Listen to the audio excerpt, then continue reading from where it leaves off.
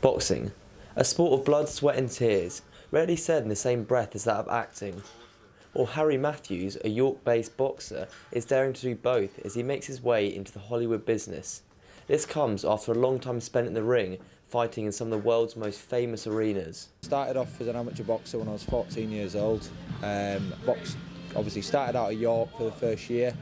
Then I boxed out of Leeds after meeting a guy that my mum used to train his daughter, who was like a gymnast, and obviously he was a professional boxer.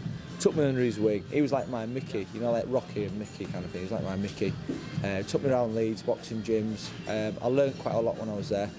Then obviously I met a guy called Mike Bromby, who was part of St Paul's, who was, you know, obviously where Luke Campbell, Tommy Coyle come from.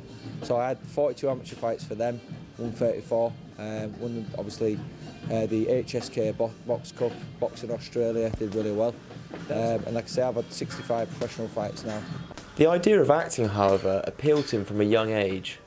Well, when I was in school, I used to get a few sort of roles in sort of plays and stuff like that, and it's something I always sort of wanted to do. I sort of grew up watching Sylvester Stallone, Arnold Schwarzenegger, Chuck Norris, all them, and I always thought I want to be like them. And then I got into boxing, martial arts, and that kind of sort of took over. But it was something I always had an idea that I wanted to go back to. And then a guy called Jack Grew got in touch with me and said, "Do you fancy, you know, having a go at the role of Danny?" Who was like a gangster in the film Some Kind of Love. And the issues of longevity in a boxing career is something Harry is well aware of. Everyone, you know, thinks, you know, I love to act kind of thing, but nobody really kind of, you know, has the guts to kind of do it. And I kind of thought, you know, it was something that I wanted to do after boxing. You know, like I said, as well with acting, there's no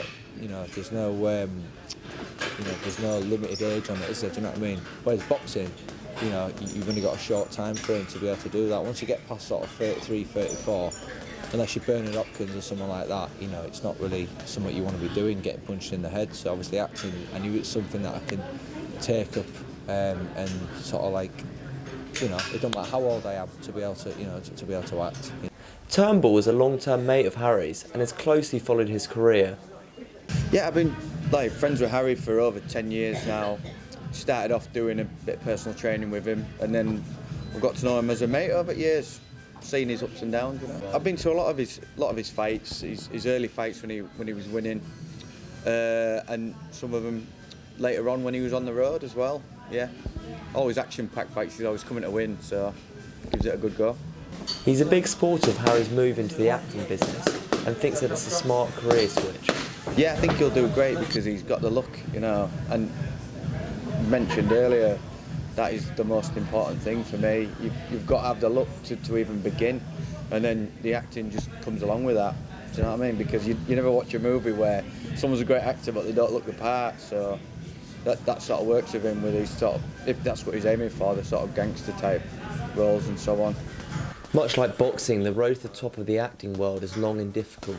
But with his years of experience of making it as a boxer, Harry's sure to have the drive and desire to be a knockout success. Rory Ward, That's TV.